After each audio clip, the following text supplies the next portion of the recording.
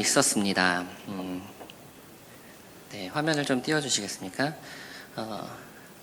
미국의 최고위 지위의 군인으로 베트남 전쟁 때에 포로로 잡히게 된 사람인데요. 8년 동안이라는 시간에, 그런 시간 동안 온갖 고문을 받으면서 결국에는 한쪽 다리가 평생 불구가 되어버리기도 했죠. 하지만 그는 함께 포로로 잡혀온 많은 장병들이 살아서 나갈 수 있도록 도와주었습니다. 석방 후에 삼성 장군의 자리까지 오른 인물인데요.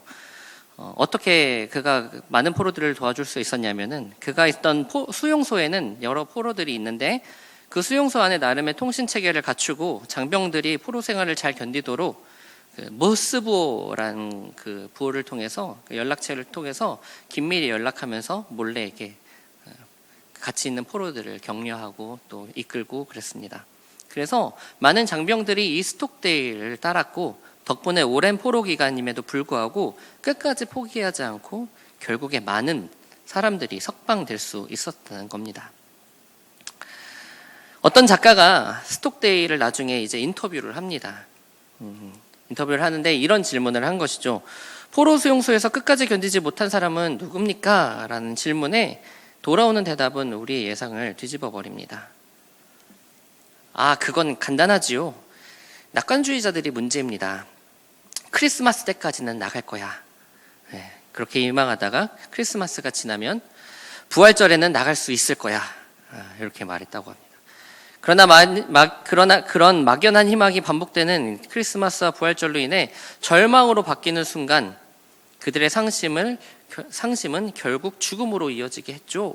제가 여기서 중요한 교훈을 얻었는데, 결국에는 성공할 거라는 믿음을 갖되 눈앞에 닥친 냉혹한 현실을 직시하는 그러한 지혜를 가져야 역경을 이겨낼 수 있다는 사실을 깨닫게 되었습니다. 라고 인터뷰를 했습니다. 냉혹한 현실을 받아들이면서도 최종 승리에 대한 흔들림 없는 믿음을 가져야 한다는 이 이중성을 스톡데일 패러독스라고 합니다.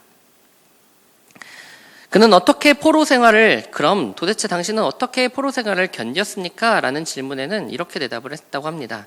나는 믿음을 잃은 적은 없습니다. 여기서 죽을 거라는 의심도 단 한 번도 한 적이 없습니다. 다만 장병들에게, 부하들에게는 이렇게 얘기했습니다. 우리는 크리스마스 때까지는 나가지 못할 거야. 그에 대비해야 돼. 라고 부하들에게 권면했다고 합니다.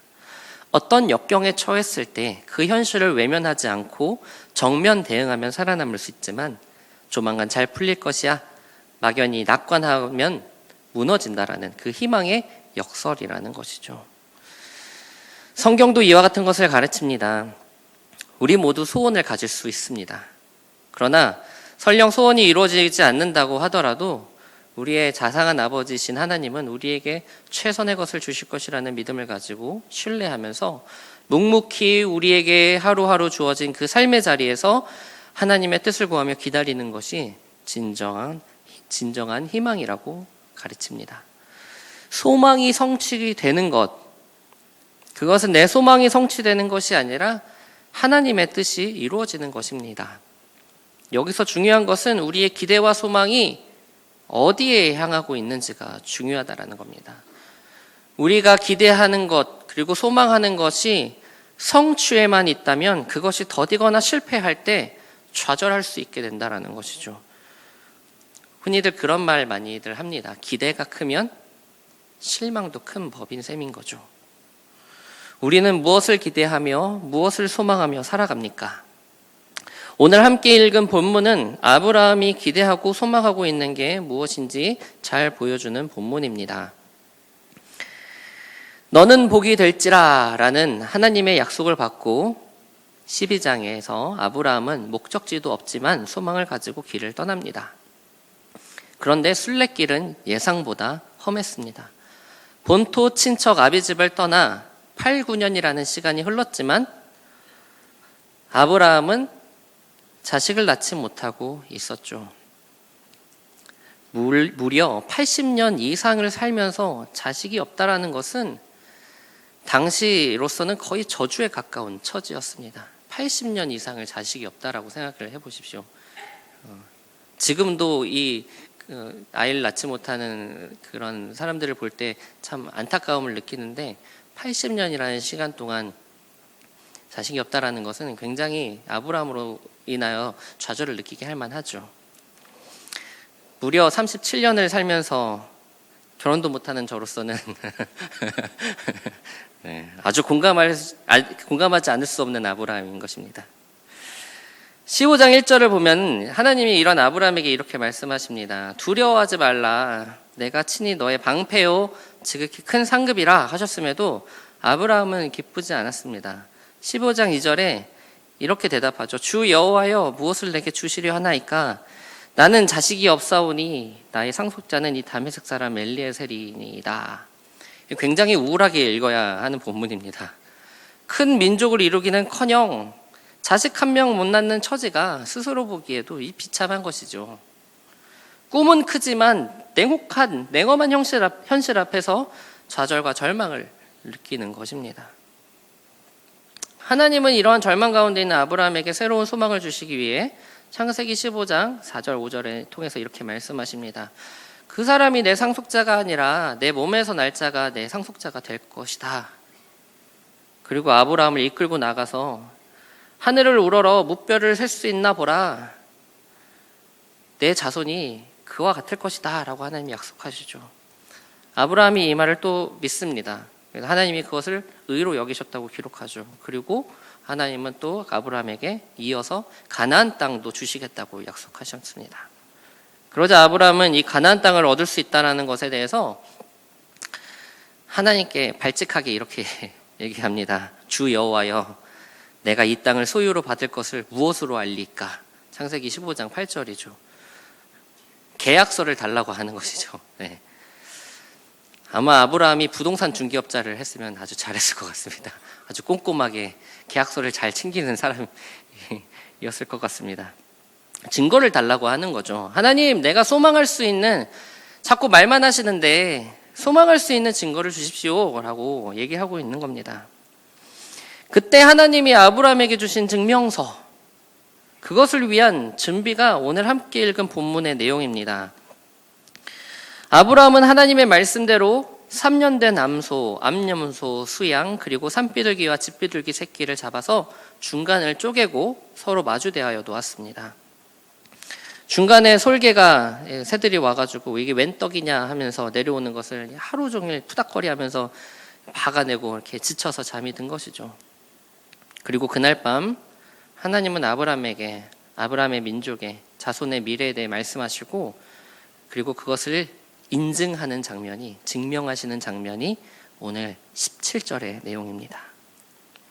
타는 횃불이 고기 사이로 지나간 것을 보여주셨습니다. 타는 횃불이라는 것은 하나님을 상징하는 것입니다. 그 말은 즉슨 이 두 개로 쪼개진 고기 사이로 무엇이 지나갔냐면은 하나님이 그 사이를 지나가셨다라는 겁니다. 이것이 무엇을 뜻하냐는 거냐면요, 일종의 계약 체결 의식이라고 보시면 됩니다. 고대 근동 아시아에서는 계약을 맺고 난 후에 쪼갠 고기 사이로 지나가는 엄숙한 의식이 있었습니다.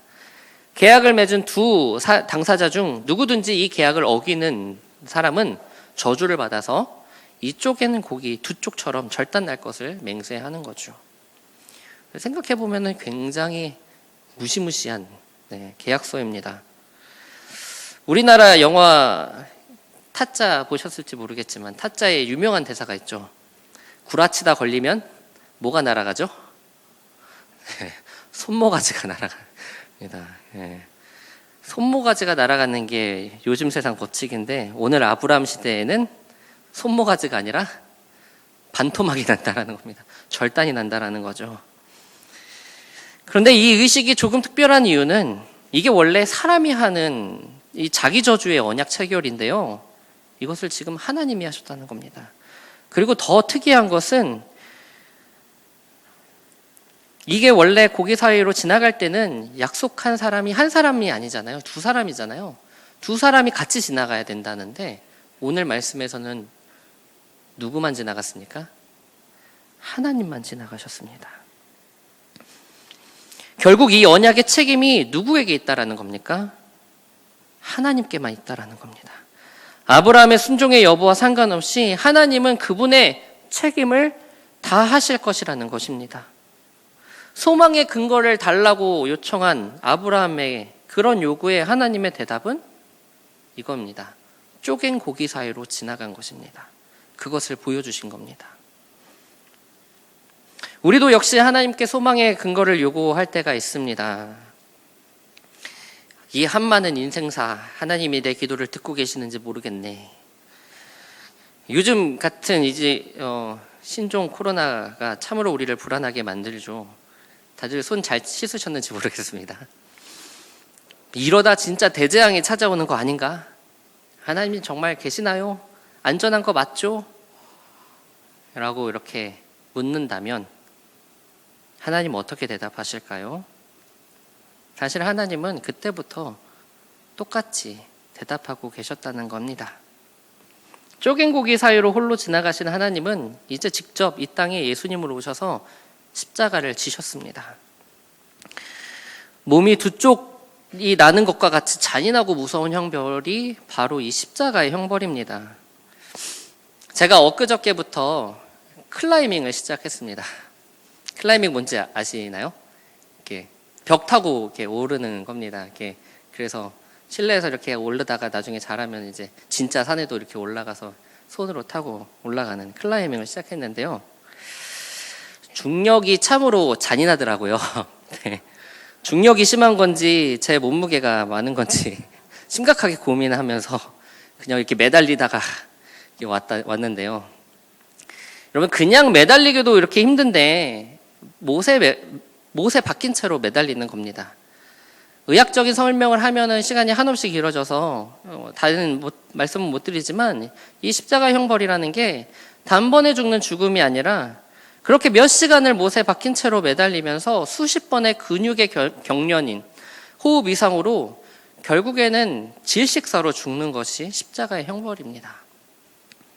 모든 고통의 과정을 지속적으로 다 느끼면서 죽는 것이 그 십자가의 처참함이라는 것이죠.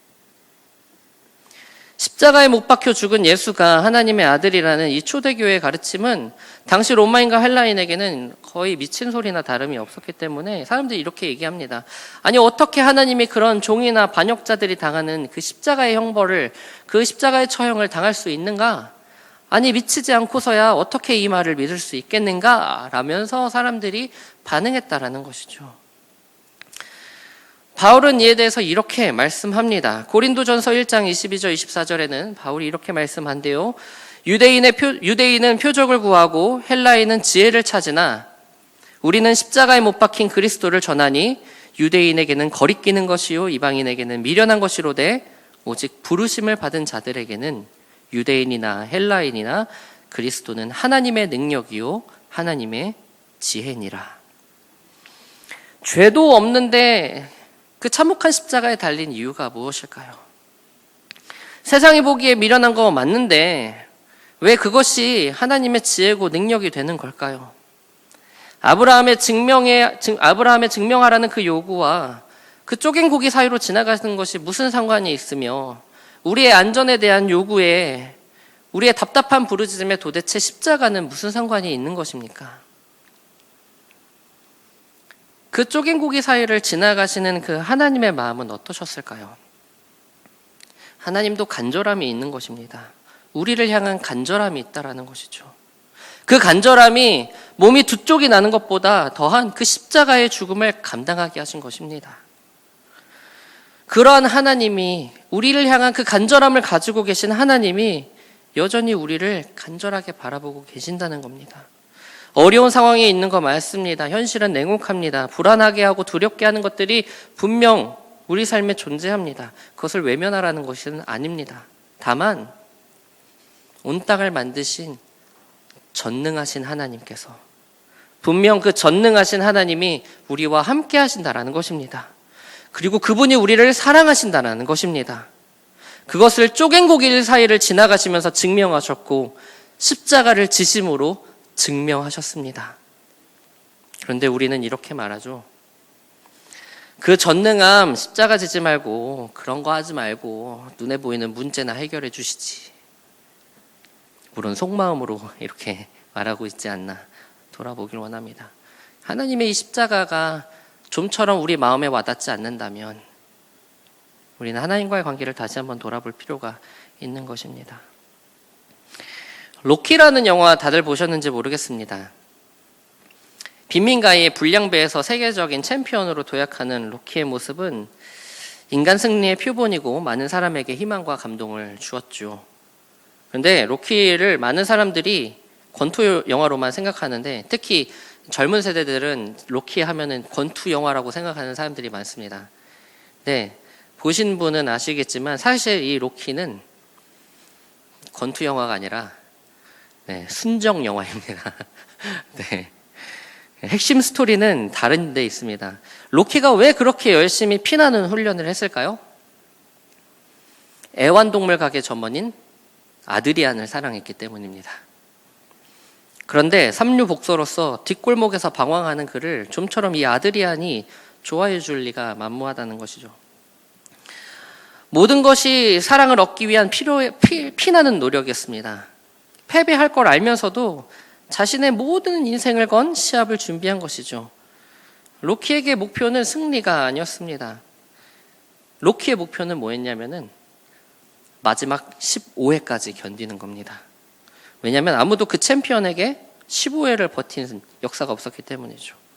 이 마지막까지 두 발로 서 있으면은 그 인생에서 처음으로 무언가 이루는 순간이기에 로키는 사랑하는 사람 앞에서 자기의 진심을 보여주고 싶었던 겁니다.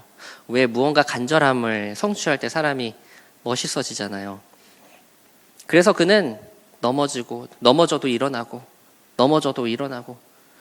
피투성이가 되는 가운데 있으면서도 몇 번의 그러한 녹다운을 당해도 다시 일어납니다. 그렇게 15회를 지독하게 버티고 경기는 끝이 납니다. 당연히 승리는 누구에게 돌아갔을까요? 네, 챔피언에게 돌아갔습니다. 하지만 로키는 상관이 없었습니다. 다만 군중 속에 있는 그 아드리안을 미친 듯이 부르는 것이죠. 아드리안, 어디 있어? 사람들이 해치고 아드리안이 로키에게 달려옵니다. 뭐라고 했을까요? 사랑해요, 로키. 네, 별 감흥이 없으시네. 네, 그렇습니다. 다 옛날에 그런 네, 저는 아직도 이 사랑해요로 말을 듣고 싶은데요. 네, 아무튼 로키의 마지막 장면이 십자가의 우리 주님과 어딘가 닮은 듯합니다. 우리 주님이 원하시는 것은 챔피언 벨트가 아닙니다. 당신이 우리를 얼마나 사랑하는지를 보여주시려는 것뿐인 것입니다. 우리 주님이 원하시는 것은 이 세상의 환호와 인정이 아닙니다. 우리 주님은 한 번 약속하시면 죽기까지 그 약속을 지키시는 신실한 하나님이심을 보여주시고자 하신 것입니다. 그리스도의 십자가 안에 나타난 그 간절함, 그 사랑하심을 경험하면 누구나 절망에서 헤어나올 수 있습니다. 비록 내 삶이 내 뜻 같지 않고 세상에서 버림받은 처지에 놓여 있다 할지라도 우리 주님은 아무도 없는 그 옆자리에 오셔서 못자국난 그 손바닥으로 우리를 어루만져 주시고 계십니다. 그 손길을 느낄 수 있다면 우리는 넘어져도 다시 일어나고 다시 시작하며 최후의 승리를 확신하며 소망 가운데 살아갈 수 있을 것입니다. 절망의 반대말은 희망이 아니라 신앙이라는 말이 있습니다. 냉혹한 현실 속에서도 한편으로는 최종 승리에 대한 흔들림 없는 믿음으로 현실을 이겨내는 것이 오랜 포로 수용소라는 그 절망의 공간에서 살아남게 한 힘이었다면 오늘 현실을 극복할 수 있는 힘은 우리의 현실을 극복할 수 있는 그 힘은 십자가 사랑에 대한 확고한 믿음인 것입니다. 제가 오늘 소년부 설교를 하는데 제가 시작하면서 이렇게 얘기를 했어요, 애들한테. 요즘같이 전염병이 돌고 있는 이 불안한 시기에 여러분 우리는 어떻게 하면 될까요? 라는 질문을 이렇게 던진 거죠. 저는 그냥 이제 여는 도입으로 그냥 이렇게 얘기하려고 했습니다. 손 씻으면 된다고 얘기해 주려고 했었거든요. 근데 우리 친구들의 대답이 뭔지 아십니까? 첫 대답이 기도하면 돼요 라는 거예요. 하라고 하는 말에 제 무릎과 이마를 탁 치게 됐습니다. 불안할 것 없습니다. 네, 손 잘 씻고 기본적인 위생 관리 잘 하면서 오늘도 살게 하신 하나님 뜻 안에서 하루하루 감사하며 살아갈 때 하나님께서 이 어려움도 이기게 하실 줄로 믿습니다. 그 명륜교회인가요? 서울의 한 교회가 오늘 예배를 안 드린다고, 그렇죠. 그 5번째인가 6번째 확진자가 다녀간 교회에 오늘 예배를 안 드렸다고 해요. 그걸 보면서 아무리 그래도 그렇지 또 예배를 안 드리면 어떡하나, 이렇게 너무 불경건한 거 아닌가라고 이렇게 생각하시는 분들도 분명히 있을 거예요. 그리고 지금 제 주변의 친구들 교회를 보면은 수련회가 가장 큰 문제입니다. 이걸 수련회를 하느냐 마느냐. 저희 동기 단톡방은 지금 난리가 났습니다. 너네 교회는 어떻게 하니? 너네 교회는 어떻게 하니? 그래서 수련회를 폐한 교회도 있고 또 그럼에도 불구하고 수련회를 하는 교회들도 있더라고요. 다 괜찮습니다. 예. 불경건한 것은 그것이 뭐 하느냐 안 하느냐가 거기에서 결정되는 것이 아닙니다. 가능한 한 조심하는 것이 가장 좋죠. 진짜 하나님 앞에서 불경건한 건 뭐냐면요, 이 어려움 속에서 막연하게 불안해하면서 떠는 것입니다. 하나님께서 우리를 위해 죽기까지 희생하시고 우리를 사랑하시는데, 여전히 하나님이 오늘도 하루하루를 살게 하시는데, 우리의 그 믿음을 이 바이러스가 무너뜨릴 수는 없는 것입니다. 하나님께 우리의 믿음을 드리는 것은 그런 것입니다. 하루하루 하나님께서 주신 믿음 가운데, 그 십자가 사랑 가운데 거하면서 우리의 당면한 하루하루를 감사하며 살아가는 것이죠. 우리의 모든 인생도 마찬가지입니다. 쪼갠 고기 사이로 지나가신 참혹한 십자가로 우리를 향한 그 사랑을 보여주신 그 하나님 신뢰하며 그 믿음 안에, 그 소망 안에, 그 사랑 안에 거하며 살아갈 때에 우리의 당한 분명한 그 현실을 이겨낼 수 있는 우리 성광의 모든 가족들 되기를 간절히 바랍니다. 기도하겠습니다. 사랑하는 하나님 아버지, 우리의 삶이 늘 즐거움만 있는 것은 아닌 줄 압니다. 불안과 염려와 걱정과 근심이 때로는 우리의 마음을 어렵게 하기도 합니다. 보이는 현실 앞에서 낙담하는 저희의 연약함을 고백합니다. 주여, 그러나 그러한 삶의 자리에서 쪼갠 고기 사이를 지나가신 하나님을 기억하게 하여 주시옵소서. 십자가를 지신 예수를 기억하게 하여 주시옵소서. 다른 것으로 힘을 얻는 것이 아니라 하나님께 힘을 얻게 하시고 그 힘으로 말미암아 우리에게 당한 모든 어려움들을 이겨낼 수 있게 도와주시옵소서. 우리의 하루하루가, 호흡 하나하나가 주의 손에 있사오니 결코